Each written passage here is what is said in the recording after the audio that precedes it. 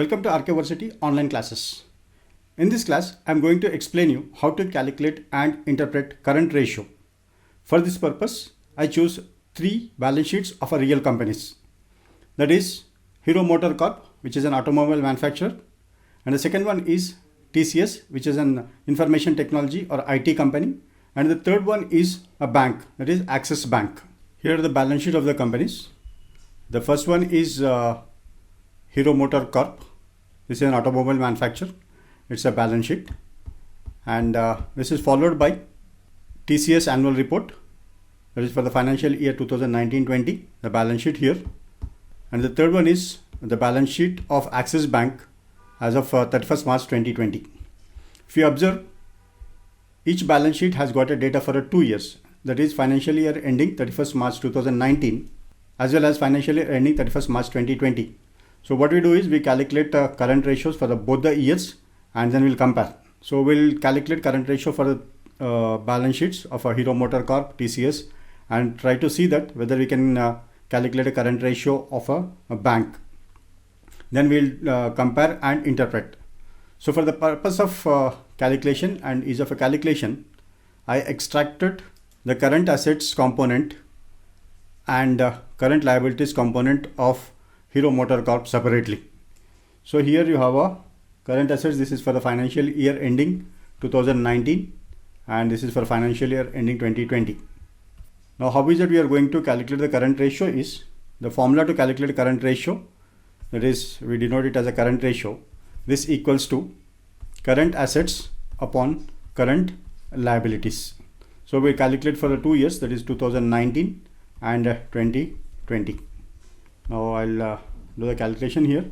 So for 2019, the total current assets are here. That is 8,115.65 crore, whereas the current liabilities are 4,000 crore. Whereas this is for a 2020 financial year. So first we will calculate for 2019. This is current assets upon current liabilities. So 8,115.64 upon 4,130.36. So 1.9649 is a current ratio. Let us take a 1.96 is for 2019, and then for the financial year 2020, 8,288.56 upon 3,976.06. So this is 2.08, and you can see that there is an increase in current ratio of Hero Motor Corp. So this we calculated for Hero Motor Corp. Similarly, we do the calculation for TCS. I have a TCS, then financial year ending 2019 and 20. Here are the current assets and current liabilities. These are in rupees crores. So current assets are here and current liabilities are there. So we'll calculate for a TCS 2019 and then 2020. Now your current assets for 2019 is 79,032 upon 18,896. So 4.18 is the current ratio for 2019, and then 79194 upon 24026, 3.296, or I can say that 3.30. So here we see that there is a decrease in a current ratio. Now if you observe the two companies, for Hero Motor Corp, there is an increase in a current ratio, whereas for a TCS there is a decrease in a current ratio. Next is that how is that we can calculate a current ratio on a balance sheet of a bank. So in a bank you don't find clear details of current assets and the current liabilities. So to get a detailed explanation, you need to refer to the notes of the bank and find out which are current assets and which are current liabilities.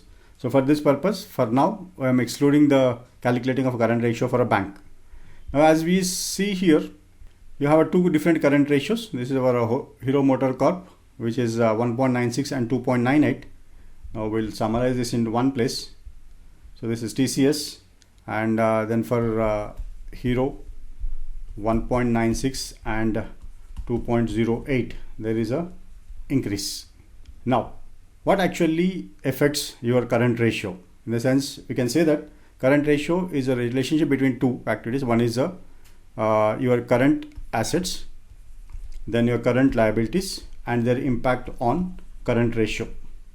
So suppose for a given level of company, if there is an increase in a current assets and current liabilities remains constant, the current ratio will increase. Similarly, if current assets are constant and there is a decrease in a current liabilities, then also the current ratio will increase. On the other side, if there is a increase in a current assets and decrease in current liabilities, then also the current ratio will increase. This is one scenario where there is a increase in CR, that is current ratio. And next is that if there is a decrease in current assets and current liabilities remain constant, then your current ratio will decrease. Then if current assets remain constant and if current liabilities increase, then also your current ratio will decrease. Finally, if there is a decrease in current assets as well as increase in current liabilities, then also your current ratio will decrease. So this is a decrease in current ratio. Now, what is this increase or decrease in current ratio interprets? In the sense, suppose if a current ratio is 1.96, or we can say that 4.18 in one case and 1.96, let us take this is a 4 and this is a 2. Now what this interprets is the company has got 2 times of current assets to meet its short-term obligations. So your current liabilities or short-term obligations which you need to repay within a 1 year, or the obligations which has to be met within a 1 year or an operating cycle. So the company has got enough funds to meet its current obligations. This here it is a twice and here it is a 4 times. Now, if you observe the 2 years, in one case there is a decrease and in another case there is an increase. What percentage increase or decrease we can calculate here? So here current is 3.3. We do like this. Then 3.3 minus 4.18 upon 4.18. That is current minus previous by previous. So this is a minus 2. That is around a 20% decrease in current ratio. So here for the case of a TCS, there is a 20% decrease in a current ratio. Now here there is an increase, but this increase is very minimal. Let us calculate the increase in case of a Hero MotoCorp. There is 2.08 minus 1.96 upon 1.96. So 0.06. So this is 0.066% into 100, around a 6%.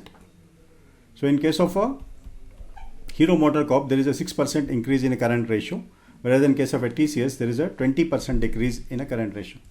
Now, what factors may have motivated for this increase or a decrease in a current ratio? To know this, you need to go back to the balance sheet and look at the items, individual items. So here in case of a TCS, if you observe here, the investments, there is a decrease in investments, then trade receivables, increase in a trade receivables, then your liabilities, there is increase in liabilities. Also there is an increase in other financial liabilities. Similarly, cash and cash equivalent, there is an increase in a cash, whereas there is a decrease in a bank balance in a cash. So these increases or decreases have actually impacted the financial performance of the company and which ultimately impacted the current ratio. Now here you need to look at the 2 things. One is that the investments. Why is the value of investment has decreased? Because the investments are valued at a market value. Maybe because of that the value of these investments has decreased, or the company has liquidated some of its investments and converted it into cash to meet its obligations. That is one. Second is the trade receivables. There is an increase in a trade receivables. So this increase in a trade receivables may be because of increase in sales, increase in a credit sales, or your there is a problem with your accounts or a trade receivables collection period. So if this happens because of increase in a sales, then it is acceptable. But if your receivables conversion period or receivables collection period is increasing, then this is a point to worry. So to know this, then you have to calculate the receivables turnover ratio. Then go into more details whether how actually the company's receivables are and what factors have actually impacted because of which the trade receivables increased. Now coming to the Hero Motor Corp. Here if you see, there is an increase in investments. There is a one. Then there is a decrease in a trade receivables. So trade receivables. So here again, I am saying that the trade receivables, you have to look at the receivables turnover ratio and accounts collection period. Now if receivables turnover ratio, it appears that here the collection period is has come down and receivables turnover ratio has increased, because of which there is the net effect of receivables, account receivables or trade receivables are lesser here. On the other side, if you look at the trade payables, so here the trade payables are 3,335 crore, whereas here it is a 3,000. So there is a decrease in a trade payables.